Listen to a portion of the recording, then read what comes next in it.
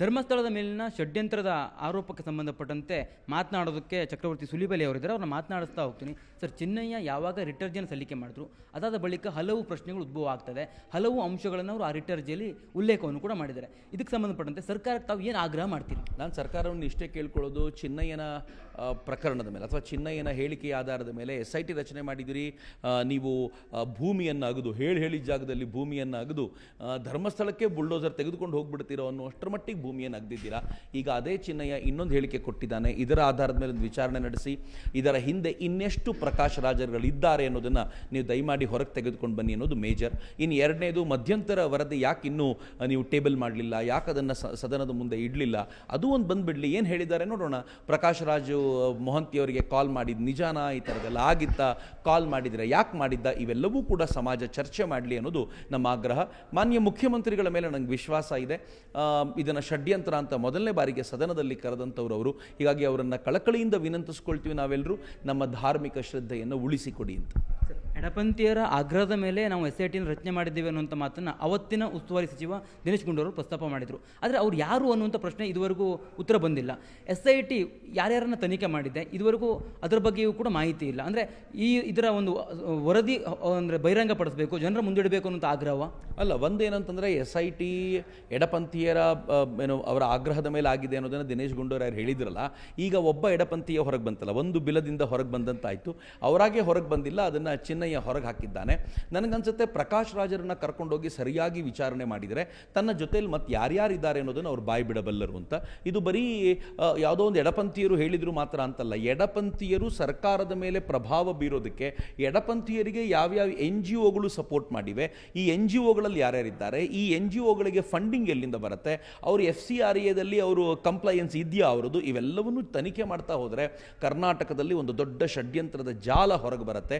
ಇದು ಇವತ್ತು ಧರ್ಮಸ್ಥಳದಿಂದ ಶುರು ಮಾಡಿದೆ. ಇನ್ಯಾವ್ಯಾವ ದೇವಸ್ಥಾನಗಳನ್ನು ಅವರು ಲಿಸ್ಟಲ್ಲಿ ಇಟ್ಕೊಂಡಿದ್ರು ಅನ್ನೋದನ್ನು ಕೂಡ ಹೊರಗೆ ತೆಗಿಬೇಕಾಗಿದೆ. ಇದು ಕರ್ನಾಟಕದ ಅಸ್ಮಿತೆಯ ದೃಷ್ಟಿಯಿಂದ ಅತ್ಯಂತ ಅಗತ್ಯವಾದ್ದಾಗಿರೋದ್ರಿಂದ ಈ ತನಿಖೆ ಇನ್ನಷ್ಟು ಚುರುಕುಗೊಳ್ಳಬೇಕು ಅಂತ ಆ ಕಾರಣ ಕೇಳ್ತಿದ್ದೀನಿ. 200 ಕೋಟಿಯ ಒಂದು ವ್ಯವಹಾರಗಳಾಗಿದೆ ಅನ್ನುವಂಥ ಆರೋಪವೂ ಕೂಡ ಇದೆ.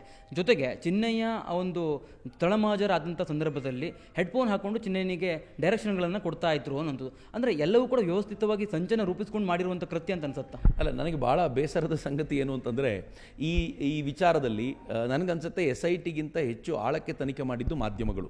ಬುರುಡೆ ಪ್ರಕರಣ ಅಂತೆಲ್ಲ ಅದನ್ನು ಕರೆದು ಎಷ್ಟು ಆಳಕ್ಕೆ ಹೋಗ್ಬಿಟ್ರು ಅಂತಂದರೆ ಮೈ ಗಾಡ್, ಬಹುಶಃ ಕರ್ನಾಟಕದ ಪತ್ರಕರ್ತರು ಎಷ್ಟು ತನಿಖಾ ಮಾಧ್ಯಮವಾಗಿ ವರ್ಕ್ ಮಾಡಬಲ್ಲರು ಅನ್ನೋದು ಈ ಪ್ರಕರಣದಲ್ಲಿ ಸಾಬೀತಾಯಿತು. ನನಗಿರುವಂಥ ಪ್ರಶ್ನೆ ಏನು ಅಂತಂದರೆ, ಈ ಪತ್ರಕರ್ತರಿಗೆ ಅವ್ರು ಹಿಡಿದಿರುವಂಥ ಕ್ಯಾಮ್ರಾಗಳಿಗೂ ಕೂಡ ಚಿನ್ನಯ್ಯ ಹಾಕ್ಕೊಂಡಿದ್ದಂಥ ಹೆಡ್ಫೋನ್ ಕಾಣಲಿಲ್ಲ ಅಂತಂದರೆ ಎಷ್ಟು ವ್ಯವಸ್ಥಿತವಾಗಿ ಇವ್ರು ಪ್ಲ್ಯಾನ್ ಮಾಡ್ಕೊಂಡಿರ್ಬೋದು.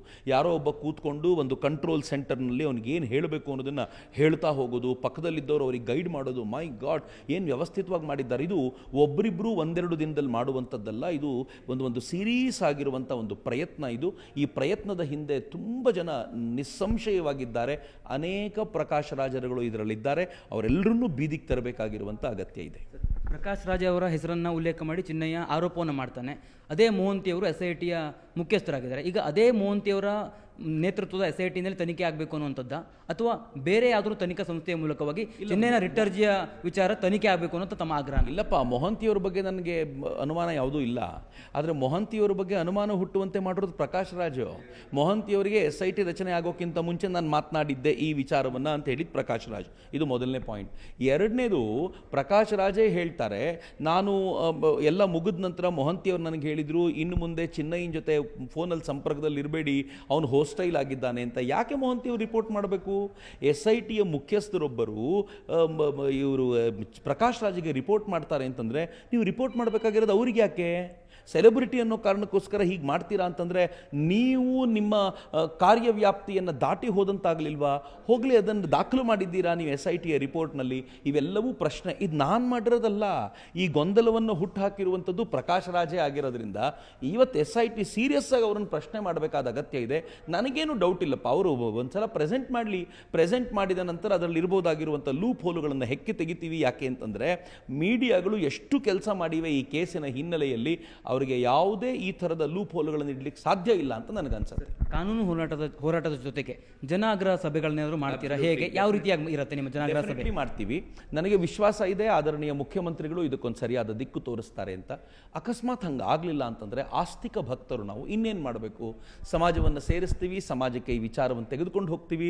ಧರ್ಮಸ್ಥಳಕ್ಕೆ ಏನಾಯಿತು ನೋಡಿ, ಈ ಥರ ನಿಮ್ಮ ದೇವಸ್ಥಾನಗಳಿಗೂ ಆಗ್ಬೋದು, ಇದ್ರ ಹಿಂದೆ ಇರ್ಬೋದಾಗಿರುವಂಥ ವ್ಯಕ್ತಿಗಳು ಯಾರು ಅನ್ನೋದನ್ನು ಸಮಾಜದ ಮುಂದೆ ಇಡ್ತಾ ಹೋಗ್ತೀವಿ.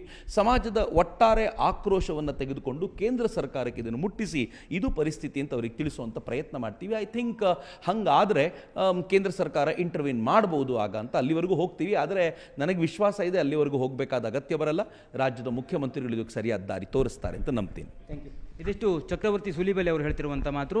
ಅಂದರೆ ಈ ಒಂದು ತನಿಖೆಯ ವರದಿಯನ್ನು ಬಹಿರಂಗಪಡಿಸಬೇಕು, ಜನರ ಮುಂದೆ ಇಡಬೇಕು ಅನ್ನುವಂಥ ಆಗ್ರಹವನ್ನು ಮಾಡ್ತಿರ್ತಕ್ಕಂಥ. ಕ್ಯಾಮ್ರಾ ಪರ್ಸನ್ ಶ್ರೀನಿವಾಸರ ಜೊತೆ ಕಾರ್ತಿಕ್, ನ್ಯೂಸ್ 18 ಕನ್ನಡ, ಬೆಂಗಳೂರು.